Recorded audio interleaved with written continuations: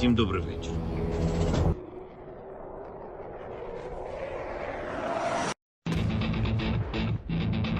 On behalf of the brave, on behalf of every father and every mother who waits for freedom, on behalf of our warriors, and paves the way for a new history. We've got a lot of projects cooking. It's all good news. I would say Tochnyi is in better shape. We'll do just a quick update on the state of Tochnyi, I guess. Tochnyi's in better shape than I think we've ever been. I would say that the recent podcast we did with the two SEPA members is like one of the high points, in my opinion, of like research and discourse, research presentations and discourse that we've been able to do. So yeah, really happy with that. We also were featured in a story by the Kyiv Independent. That was really cool. Really excited about that. I really respect the Kyiv Independent. They do a great job.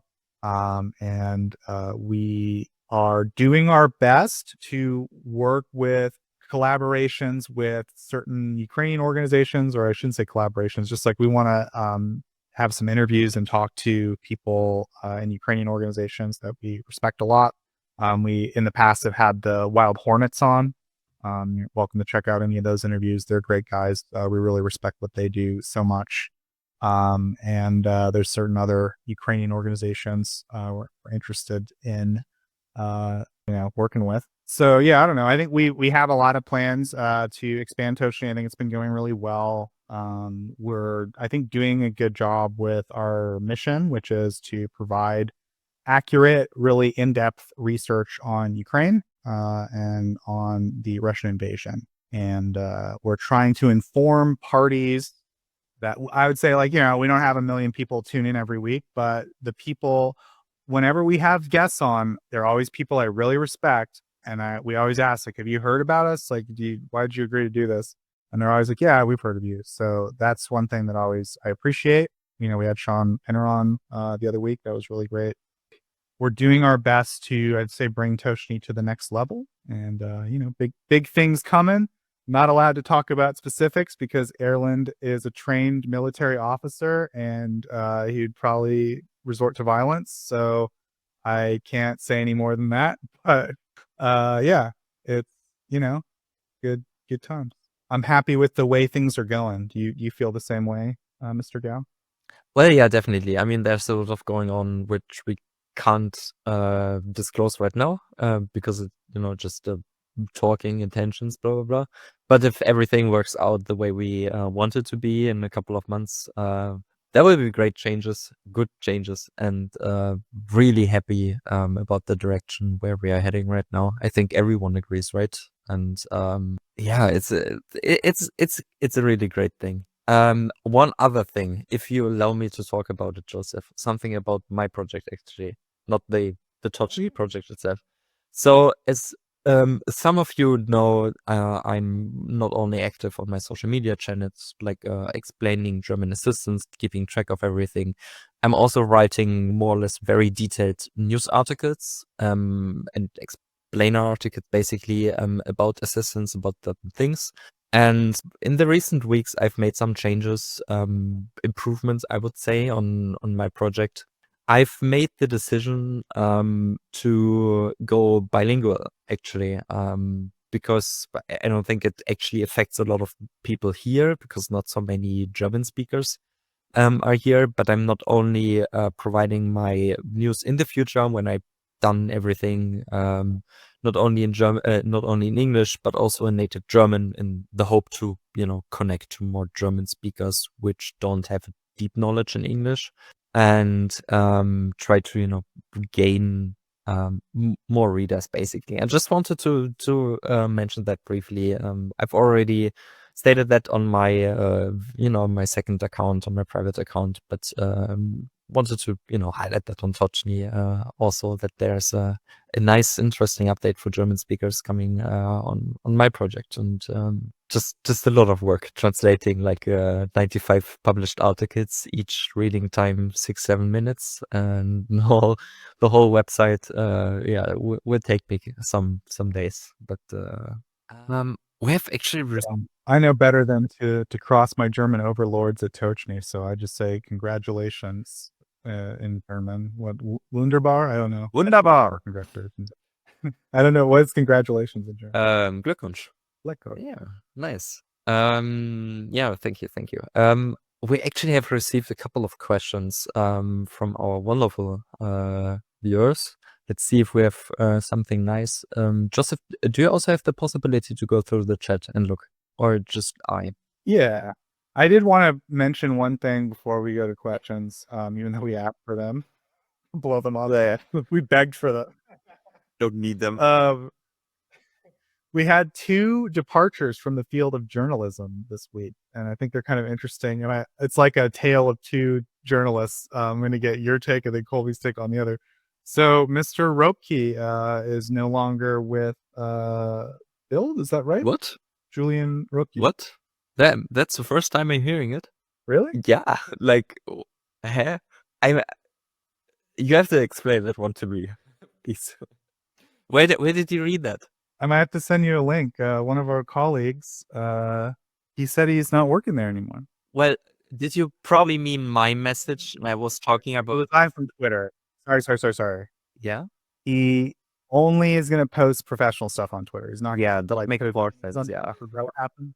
Okay, sorry. Yeah, but I know, like, he's I don't know. He's someone he has. I don't know. I don't know how much I'm allowed to say, but he's someone that I have a little bit of respect for because of his conduct. So, yeah, I'm glad. It sounds like a good decision for him. I'll put it that way. So yeah, good on Julian. The other one though is Mr. David Axe, and Colby's been a constant champion of like, don't listen to this guy.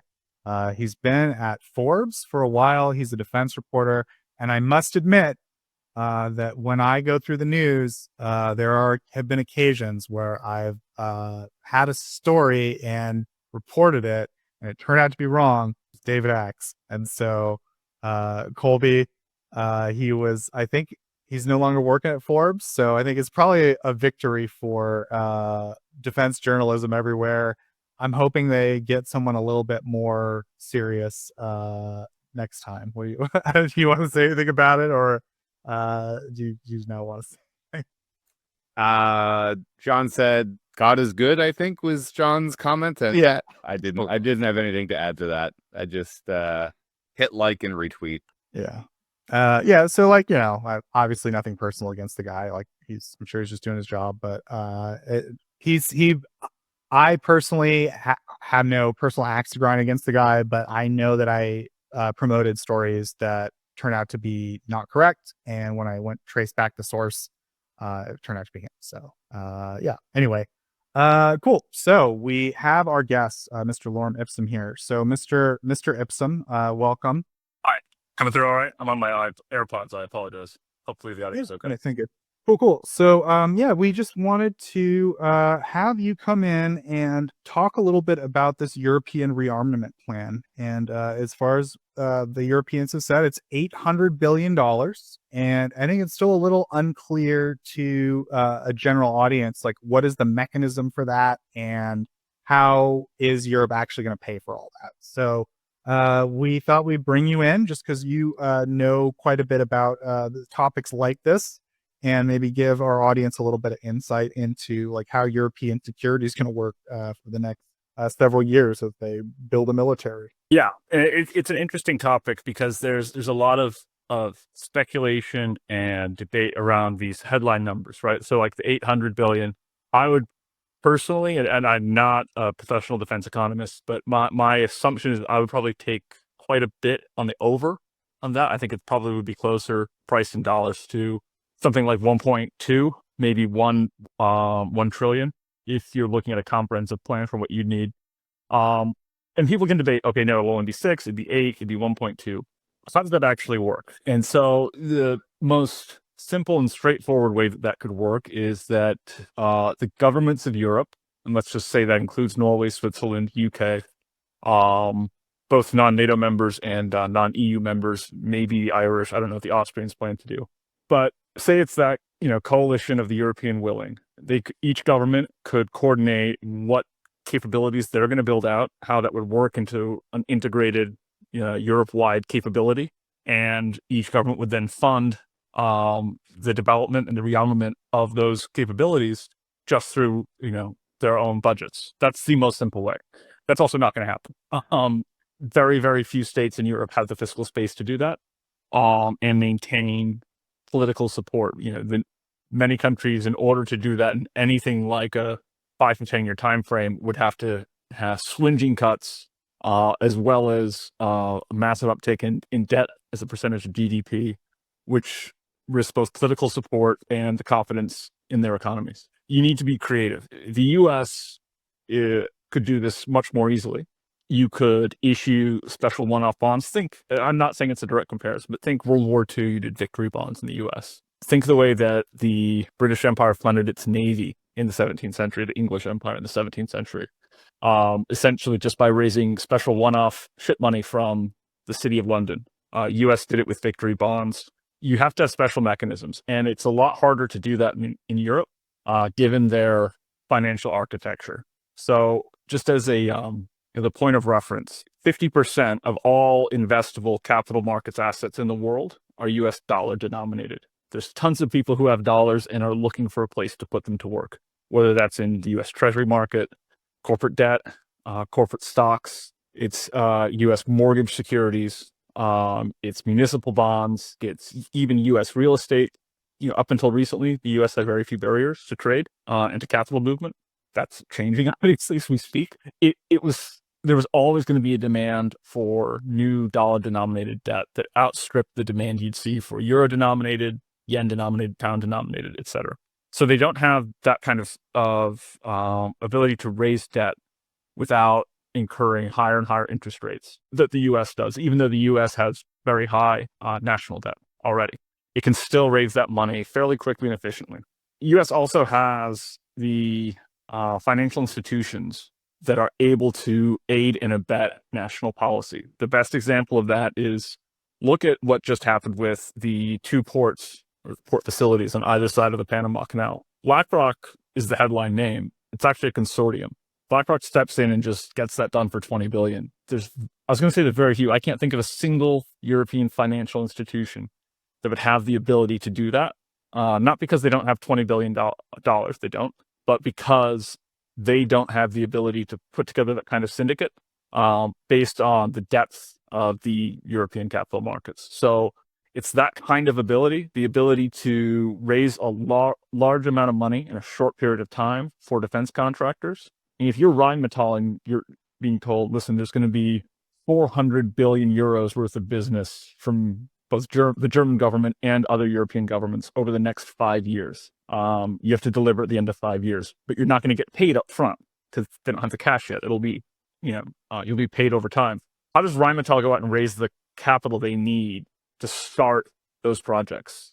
They would have to go to a European bank, and a European bank doesn't have the ability to easily just chop up that debt into corporate bonds and push them out into institutional investors. Conversely, if this was Lockheed Martin and they were working with U.S. banks could very easily chop that up, put it off their balance sheet. And this isn't necessarily a difference that's by design. It's simply how it evolved. It is largely reflective of what I would call cultural differences between European finance and U.S. finance. European banks tend to just give a bank loan, hold that loan on their balance sheet. More often than they'll just chop that up into bonds and send it over to investors. The inverse is true in the U.S. So that gives the U.S. companies, the U.S. government, and the U.S. banks and other financial institutions needed to facilitate the previous two a lot more flexibility and a much greater ability to act quickly without incurring high costs or holding a large amount of risk. It's not something that, there's not one regulation that, say the ECB passed one regulation tomorrow, the Bank of England passed one regulation tomorrow, that's going to instantly change that. It's not something that's a quick fix. It's It's something that is root and branch part of the financial architecture of Europe. And it's a huge headwind. I'll stop there. I've been going on for a while. I've got a few more points after that.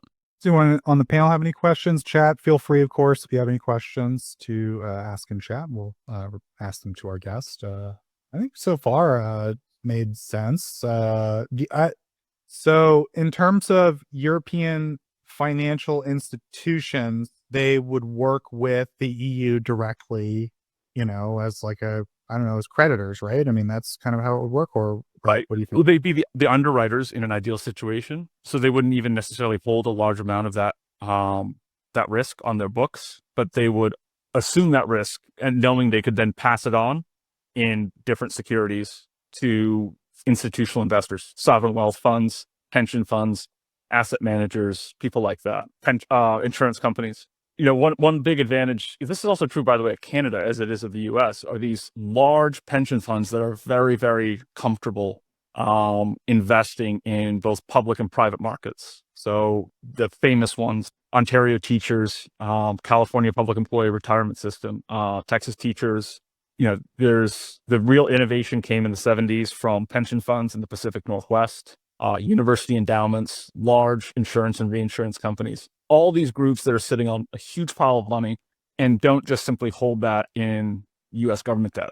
They're actually aggressive, growing the pot of money they're sitting on, whether that's, for whomever their stakeholder is, as an insurance company, pension fund, or endowment. It's not that that doesn't exist in Europe. It does. It's just on a much, much smaller scale. Culturally, there's a great deal more reservation about investing in higher risk investments, but also specifically investing in the defense sector. A lot of these large pools of capital in Europe are restricted from any investment in the defense sector on ethical grounds. The most famous example is, Europe has one world-class sovereign wealth fund. At times, it's the largest, and it's not the largest, it's the top 3 largest sovereign wealth funds in the world. And that's the Norwegian sovereign wealth fund, Norge. And it's forbidden by its bylaws from investing in any defense company, whether in debt or in equity. It's this kind of cultural tendency that's a barrier to European rearmament, and that's not a spectacular insight on my behalf. A lot of people have been saying for the last month, the Norwegian government needs to critically review that ban on any defense investment because it would be a massive enabler of European rearmament. And again, this wouldn't be charity from Norway. This would just allow them to invest in both the debt and equity of companies like Rheinmetall, BAE, Leonardo. They're not in the EU, so they're not going to be part of an EU-specific package. But just as a pool of capital, it would be hugely, hugely impactful. And then on top of that, you're not necessarily going to be able to count on, say, Southeast Asian or GCC, Persian Gulf sovereign wealth funds to take part because there may be political pressure for them not to. To add to that, since we were talking about the Czech elections earlier, Norway is also having elections in the fall, and the opposition parties, or 2 of the main opposition parties, are saying that they want to change these quote unquote crazy rules that are prohibiting the sovereign wealth fund and private capital in general from investing in defense.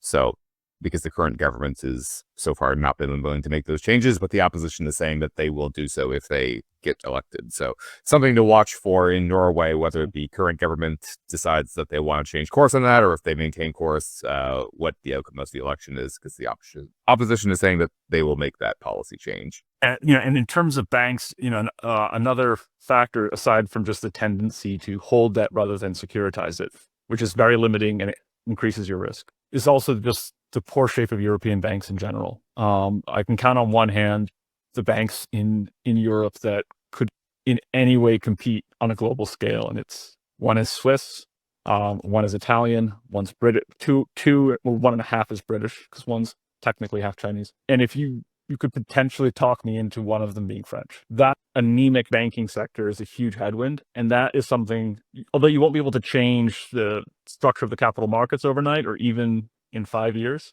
no matter how aggressive your legislation, one thing you could change is to spur the European banking sector in ways that a lot of other countries do and have proven perfectly safe for their financial systems. So I'm not suggesting, take off all guardrails and just wait for an eventual crisis.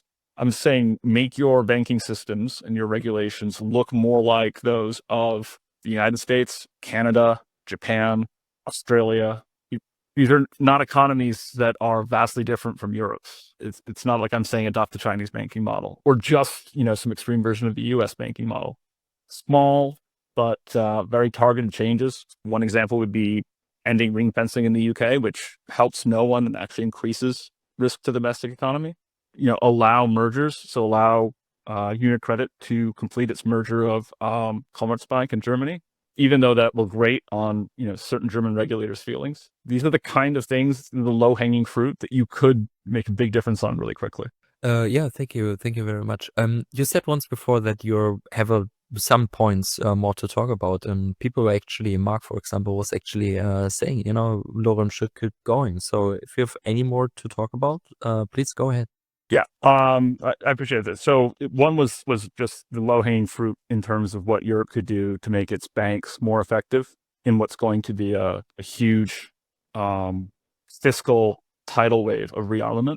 And again, whether this was towards rearmament or whether this was because of a humanitarian crisis or like another COVID-style emergency, whatever that fiscal shock was, that's the low-hanging fruit that Europe could address to make their response to this fiscal shock not only more effective, but allowing them to act much more quickly. And then the other point I was going to touch on was the Norwegian sovereign wealth fund, but it's also true of what passes in the UK for institutional investors, companies like Aviva, Aberdeen, Standard Life. Their version of these large pools of capital, whether it's pensions or insurance, it's more minuscule relative to their US peers than a 1980s UK aircraft carrier was to its Nimitz class peers. It's even more embarrassing by comparison, but they're still tools the UK can use in its own rearmament and tools that can be used to invest in companies around Europe that are going to be playing a role in rearmament.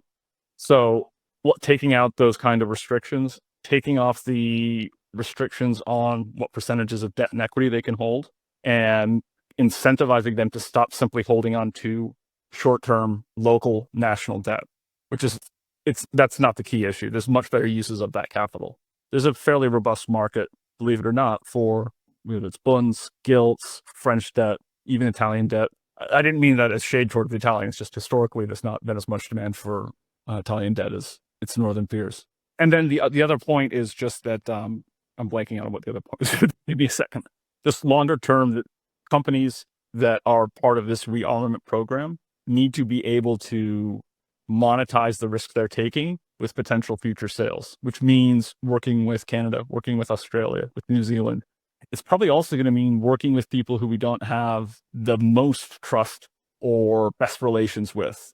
Saudi Arabia wants to be part of the joint Japanese, Italian, and British next-gen fighter project. Is that a concession you make, knowing the risk that comes with that, in order to get Saudi capital into that one particular weapons platform and allowing you to therefore fully fund everything you want to do and not have to make the constant corner cuts that you've seen in European defense procurement time after time? I'm not saying they should or they shouldn't. There's people who have a better understanding of what the security risks would be there than I do. I'm not an airframe expert. I'm not an intelligence expert, but it's a question that's worth asking. And Japan and South Korea, and as well as Taiwan, Singapore, you could throw in there.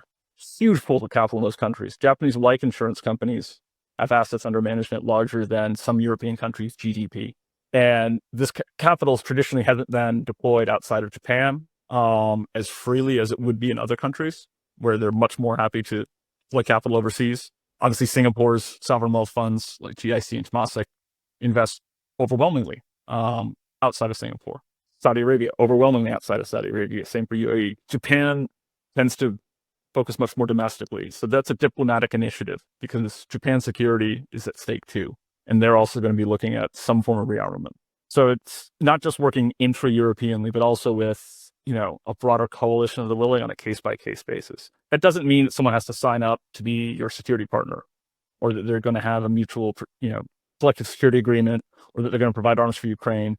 But it does mean there's an opportunity for mutual benefit in terms of defense procurement going forward on a bilateral basis. So if I were an official at the EU or an official at an EU state that was looking to rearm, I wouldn't just be talking to my European partners. I would be talking to Japanese, South Korean, Australian, Canadian, Singaporean partners across the board. I mean, Singapore has a huge defense budget relative to its size and has always been very keen to have the best equipment.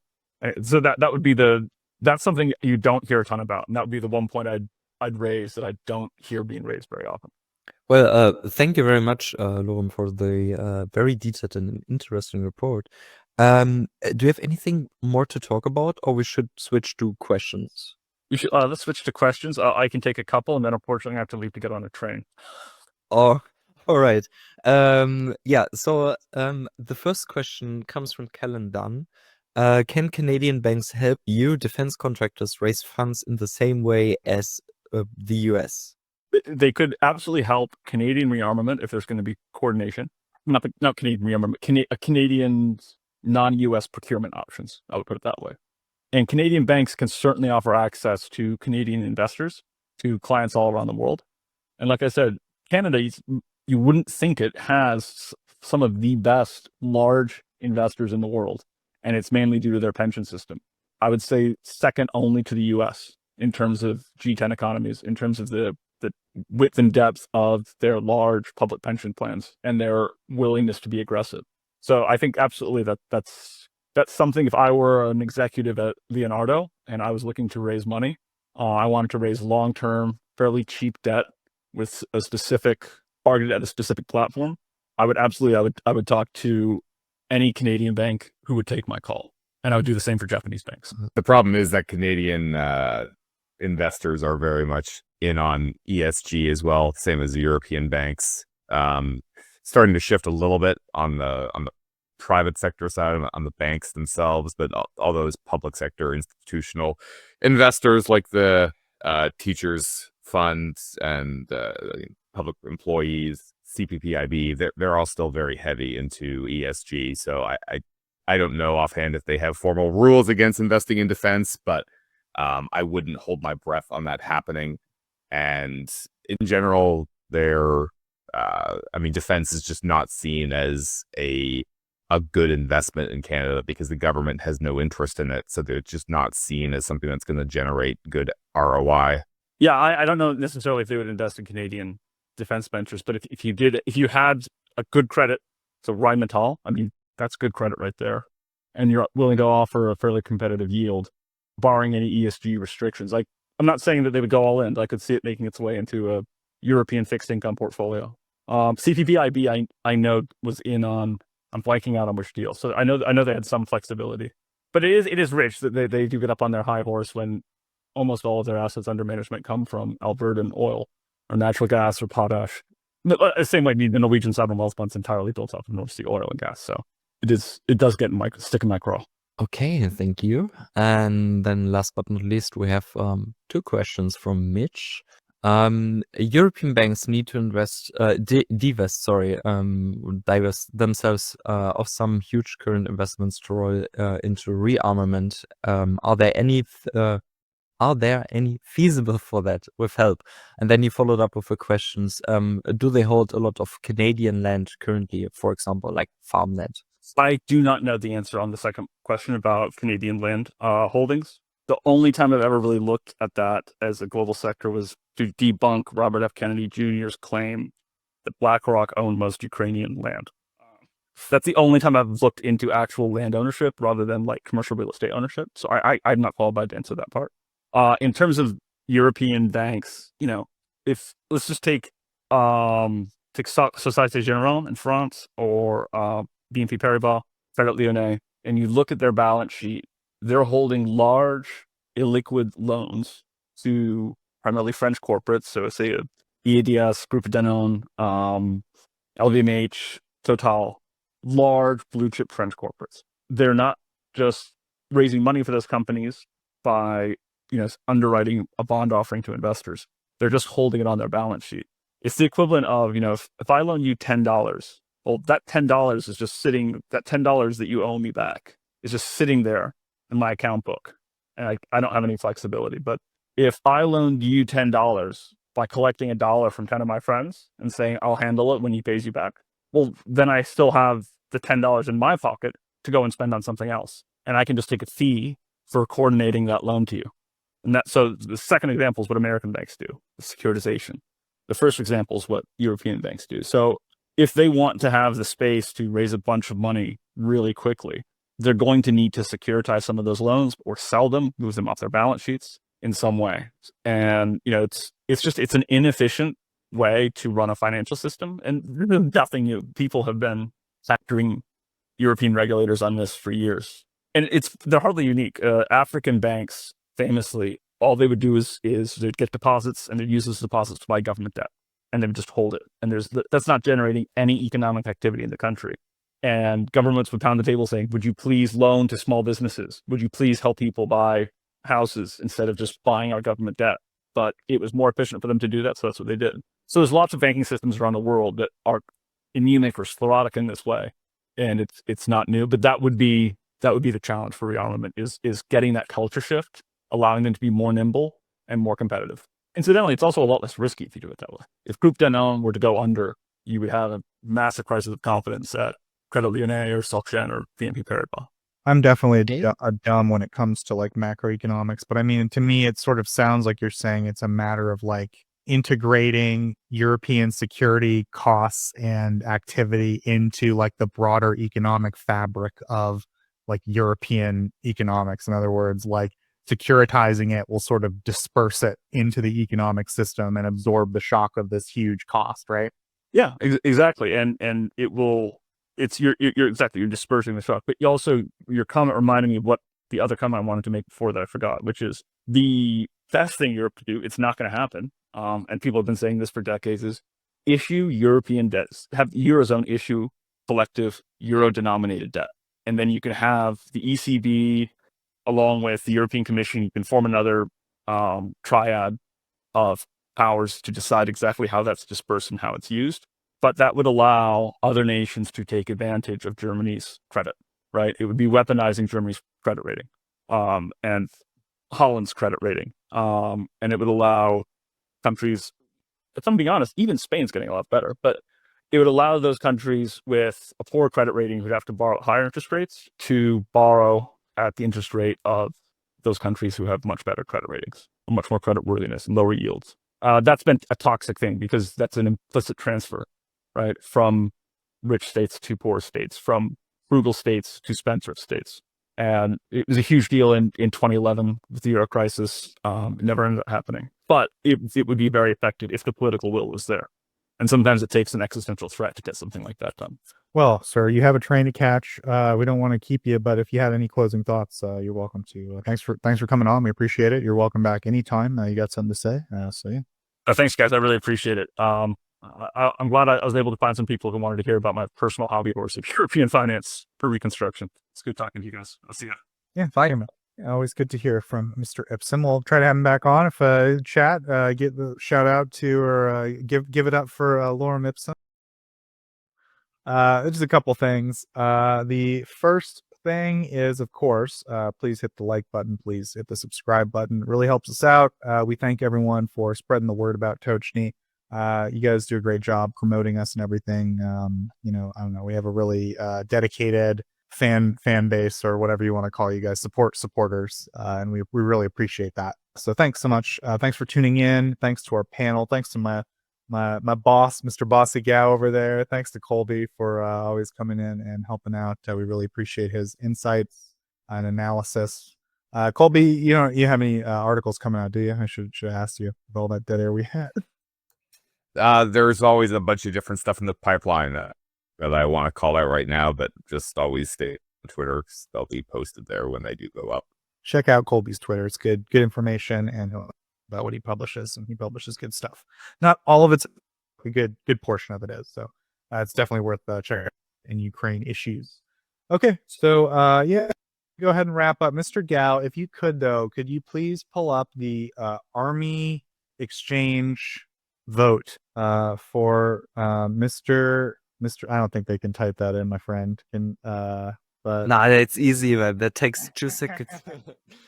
Yeah, one second. I don't know. And it's like should pull it up on the screen. So our buddy, Mr. CJ, he can't really participate in like Tochnyi stuff, but he has been a really crucial part of helping Tochnyi. Just like he's friends with us and he's friends with a lot of people, and so we talk to him and we get his advice about things, and he's so to say all this. Our friend CJ is a U.S. Army Ranger, artillery captain.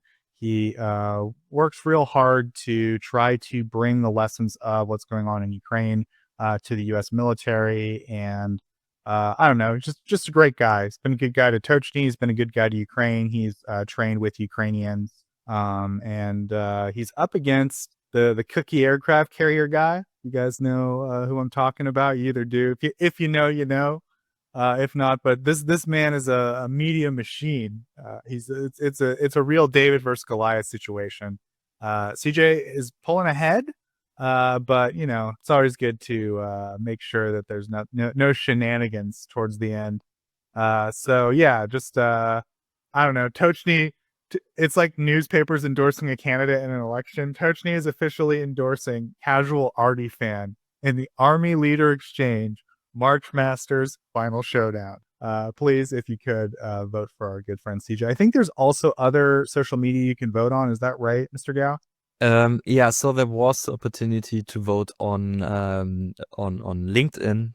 Problem is poll is already closed, so you only have the opportunity now to vote on X. And I would be very, very grateful if you do that. If you take the time, it takes 1 minute max to go to the tweet, just click casualty fan, and that's it. And Joseph doesn't want to say it. I will say it. I will not forget if you don't vote. So Whoa. please do. It's not a threat. It's a promise. No, jokes aside. No, it would really mean the world to us if you support our CJ. So yeah. Someone asked, does Lorem Ipsum have a BlueSky handle or a Twitter handle? He does have a Twitter handle. Let me see if I don't know. We'll put it in the chat or the video description for you because we got to wrap up. Great to have him on. Great guest. Thanks so much for him stopping by. We'll try to get him on again. Cool. So that's my wrap up. We appreciate everyone tuning in, and we'll see everybody next week. Slava Ukraini. Slava.